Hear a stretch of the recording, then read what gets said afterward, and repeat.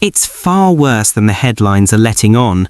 We're not just talking about a dip or a slowdown. This is the UK housing market fracturing at its core, and it's only getting started. Kensington and Chelsea, the playground of the ultra-wealthy, just hemorrhaged £236,000 per property in a single year. That's right, £236,000 evaporated like mist in the morning sun. Average prices in this elite borough plunged 16.5% to £1,194,726 by October 2025, down from £1,431,068 the year before. Not a blip, not an anomaly. This is the sound of panic selling in the most expensive postcode in Britain. Westminster, down 16.1%, wiping out £170,000 per home on average, leaving values at £890,000, over a decade's low. The City of London fared even worse, an 18% nosedive to £607,000. These aren't marginal neighbourhoods with leaky roofs and bad transport links. These are the crown jewels of the UK property empire, and they're crumbling. While the rest of the country clings to modest gains, UK-wide prices up just 1.1% in 2025, London's prime spots are leading the charge into oblivion. Why? Because the smart money, the institutional investors and foreign billionaires smelled blood and bolted for the exits. They know something the average homeowner doesn't. The game's up. Before we go any further, if you care about the UK housing market, if you want clear data, honest analysis and no sugarcoating, make sure you like this video and subscribe to the channel. This is UK Property Report, and every day we break down what's really happening behind the headlines. Liking the video helps more people see it, subscribing keeps you informed, and trust me, what's coming next in this market is something you'll want to stay ahead of. But wait, that's the appetizer. The real gut punch? The maximum property price for first-time buyer relief dropped from £625,000 to £500,000. If your dream pad clocks in at £525,000, common in any major city, pre-April you paid £5,000 in duty. Post-April, £13,750. That's an extra £8,750 vanishing from your deposit, or forcing you to scrape together more cash you don't have. Eligible first-time buyers pay no SDLT up to £300,000 now, but 5% from £300,001 to £500,000. Do the math. A couple with a combined income of £60,000, already stretched thin on a 10% deposit, suddenly can't bridge that gap. Savings depleted, wages stagnant at 2 to 3% growth, while inflation bites at 3.2% in November 2025. What happens next? Buyers vanish. First-time buyer completions for homes under £300,000 surged post-April, from 60.6% in April to 72% in May, as people slashed budgets to dodge the tax hike. But by September, it settled at 64.3%, proof the market adapted by shrinking. Growth slowed to 0.6% in December 2025, the weakest since April 2024. Prices don't just stall, they plummet in areas where every home exceeds £300,000. London, ground zero. Sales volumes crashed 12 to 14% in prime boroughs. This wasn't random, it was policy by design. The government knew thresholds were expiring, extended temporarily in 2022, but let them snap back. Why? To rake in revenue. SDLT receipts jumped post-change, but at what cost? A frozen market where millions can't transact. Compare it to the UK's GDP. That £8,750 extra per buyer, multiplied by thousands, siphons billions from consumer spending into treasury coffers. It's like taxing the oxygen out of the economy, short-term gain for long-term suffocation. The stamp duty switch was the trigger, but the gun was already cocked. Enter the nightmare fuel. 3.6 million mortgages facing payment hikes by June 2028. Nearly 40% of UK mortgage holders are staring down the barrel of higher rates. And the kicker? 800,000 fixed-rate deals at 3% or below expire annually until 2027. Picture this, you locked in at 2% in 2022, riding the post-COVID low-rate wave. Your fix ends in 2025. New average 2-year fix, 4.73%. 5-year, 4.66%. On a £300,000 mortgage, that's your monthly payment rocketing from £1,200 to £1,700, an extra £500 forever. Annually, £6,000 gone. Multiply by 800,000 households, £4.8 billion sucked from pockets into bank vaults each year. That's more than the UK's annual spend on public libraries, or equivalent to half the budget for rural broadband upgrades. But it deepens. Affordability tests are rigged against you. Lenders stress test at 7 to 8% on top of current rates. Result? Borrowing power collapses. Someone qualifying for £400,000 in 2021 might scrape £300,000 today. Same job, same credit. Maximum loans down 25% for average earners. Scale it up, when buyers can only afford 75% of what they could, prices tank. London sales volumes down 14.5% in the last 12 months of 2025. Not waiting games, outright paralysis. Analogy time. It's like a motorway pile-up. One car, stamp duty, swerves, but the chain reaction, mortgage resets, turns it into gridlock. Billions diverted from holidays, savings, the high street, straight to lenders. Economy? Starved. Here's the terror for every UK homeowner. The government saw this freight train coming and whistled past the graveyard. House prices to grow at just 2.5% per year through 2030, below inflation's 3.2% clip in late 2025. Translation? Real terms, your home's worth less in 5 years. They're not shouting it, why spook the voters, but it's baked in.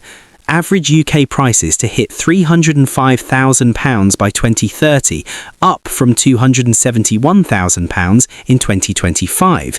But that's nominal. Adjust for inflation and it's stagnation at best. Why the gloom? They factor in the stamp duty hit, mansion tax loom, and building slump. Yet they're optimistic compared to reality. Actual 2025 growth, just 1.1%, 0.6%. National averages hide the carnage. While the North East chugs up 5%, Yorkshire 4.5%, Northern Ireland 7%, affordable zones where £200,000 buys a palace, London's burning. Their models predict flat or edging down prices in the capital through 2026. It's not two markets, it's one crash in slow motion, rippling north as equity refugees flee south, inflating then bursting bubbles there too. Zoom in on the streets where it hurts most. Westminster, political epicentre, values down 16.1% to £890,000, £170,000 vaporised per property. Kensington and Chelsea crashed to £1.19 million, lowest in a decade, from a £1.6 million peak, 16.5% gone. City of London, 18% collapse to £607,000. These aren't dodgy estates, these are Mayfair mansions, Chelsea townhouses, postcodes that screamed safe haven. Why the exodus? Smart money flees first. Foreign buyers who scooped 2019's prime London pie are now sellers. In 2019, they grabbed massive chunks, now outflows dominate. Blame the mansion tax bomb in Budget 2025. From April 2028, £2 million plus homes face £2,500 to £7,500 annual levies. For globals, it's not the cash, it's the signal. UK's open for raiding. So they pivot to Dubai, Singapore, tax havens without the hassle. Cascade effect. One £10 million mansion sells 15% below ask. Neighbours panic, list at 12% under. Whole streets reprice, then boroughs. Ripples hit Fulham, Wandsworth. Values down 3 to 5% already. Analogy, like a Jenga tower. Pull one block, foreign capital, and the structure wobbles. London's prime, toppling, dragging mid-tier with it. Optimists point north. London burns, but the northeast's up 5%. Yorkshire 4.5%. Northern Ireland 7%. Why? Affordability reigns. £200,000 buys family homes, stamp duty bites less. But here's the mythbuster. North isn't immune, it's lagged. When London's prices crater far enough, equity refugees, southern sellers cashing out, flood north, bidding up locals. Then, same ceiling hits. Affordability tests fail, rates bite. Northern growth slows as southern woes spread. It's one crash, phased. Compared to 2008, South fell first, North followed. History rhymes. Now the data that chills spines. Homeowner repossessions up 51% year-on-year in Q1 2025. Buy-to-let up 29%. Below long-term averages. True, 2,300 per quarter versus 13,200 in 2009 Q1, but misleading. 2009, rates slashed to zero fast. Central banks flooded liquidity. 2025, Bank of England cuts to 3.75% in December, still high. Inflation lurks at 3.2%, no zero rate rescue. Arrears climb through 2026, repossessions accelerate. 800,000 off cheap fixes annually, not all survive. Q3 2025, 1,390 homeowner possessions, up 4% quarterly. 900 buy-to-let, up 14%. Total repossessions, 7,641, up 9% yearly. Analogy, iceberg tip. Visible numbers low, but underwater mass, arrears at 84,100, homeowner mortgages, 2.5% overdue, swells. Volumes tell the tale. Sharpest sales decline since 2022 mini-budget. Buyer demand 12% below 2024. New sales down 9%. When nothing moves, prices don't adjust, they seize. Sellers hold for right price. Buyers can't afford current. Standoff ends how? Buyers get richer, unlikely, or sellers capitulate. Budget uncertainty cleared, but clarity's poison. Higher SDLT, mansion tax, landlord taxes from 2027. Math doesn't work. Rush back? No. Q1 2026, late 2025 collapses hit data. Headlines scream slump. Confidence craters. Spring 2026, busy season fizzles. Price cuts snowball. Summer BOE cuts. Affordability aid or holds. Inflation crush. Late 2026, correction or collapse. Hinges on forced sellers. Government's 1.5 mil homes target, accelerant, supply into dying demand. Builders know, completions down 19% in Q2 2025 to 36,160. Why build into abyss? It wasn't one change, it was apocalypse now. Stamp duty ended, first-timers lost edge. Rates stayed high at 3.75%, affordability tightened. Foreigners fled, mansion tax announced, landlords taxed harder, uncertainty paralyzed, alone manageable, together tsunami. Government spins stabilizing, portals claim holding. Agents, buy now, half-truths, full truth, decade of failures, stimulus bubbles, low rates, ignored supply, collided with reality April 1, 2025. If you think London's 16% drops won't spread, that 40% mortgage holders refixing higher will cope, that volumes crashing won't drag prices, you're dreaming. This is reality arriving. No mercy for your equity. To grasp 2025's carnage, rewind. 2008 financial crisis. Prices fell 16% UK-wide, but London prime dropped 20% plus. Trigger, credit crunch. Today, rate resets echo that, but without zero-rate bailout. 1990s, early recession, prices down 20%, negative equity trapped millions. 2025 parallels, affordability squeeze, repossessions rising 40%. Difference, inflation's ghost, can't cut rates aggressively. Post-2016 Brexit, London stalled, prices flat for years. Now, amplified by taxes. Mansion tax, like 1990s windfall tax but on homes, signals wealth unwelcome. Trends. House building peaks 240k in 2020, now 200k annually. Supply shortfall. 4.3 million homes needed by 2030, but completions lag.